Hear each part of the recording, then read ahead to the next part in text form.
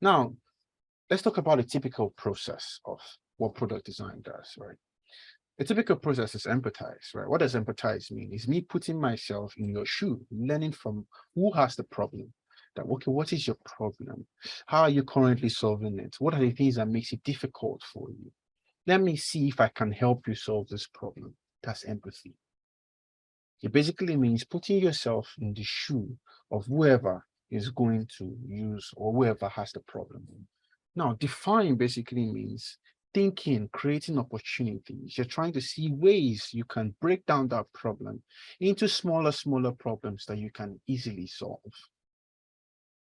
Because the truth is, the problem might be very big, but when you chunk it into smaller units, then it becomes very easy to solve.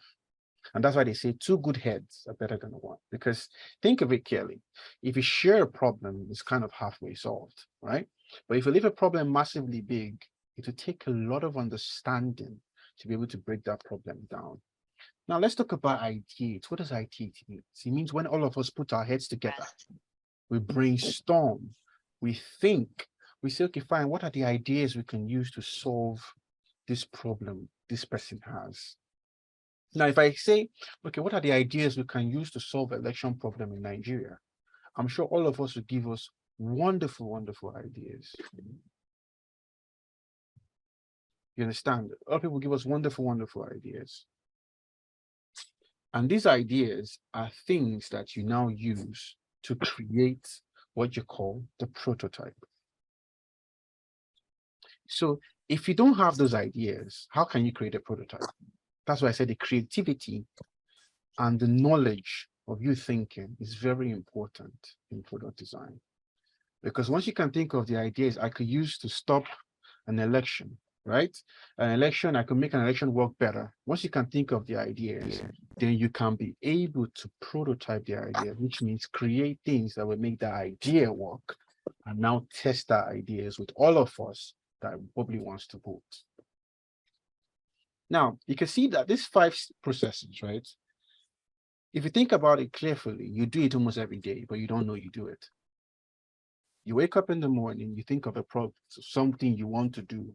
Oh, I have to go to work, I have to go to class, I have to go to school, I have to do something. And you say, oh, how can I do it easily? You're already defining the problem. Oh, if I do it at so time, so day, I'll be able to get it solved. You're already ideating. Oh, I forgot to do this. So let me try it this way. You're obviously creating a prototype and testing it.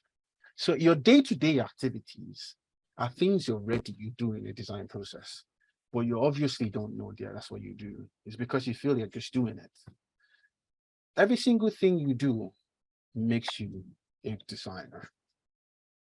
Every single thing, the thoughts, the thinking, the movement, you sitting down and imagining things makes you a wonderful designer. It's just for you to put those things on paper or in drawings on things that people can be able to derive value from.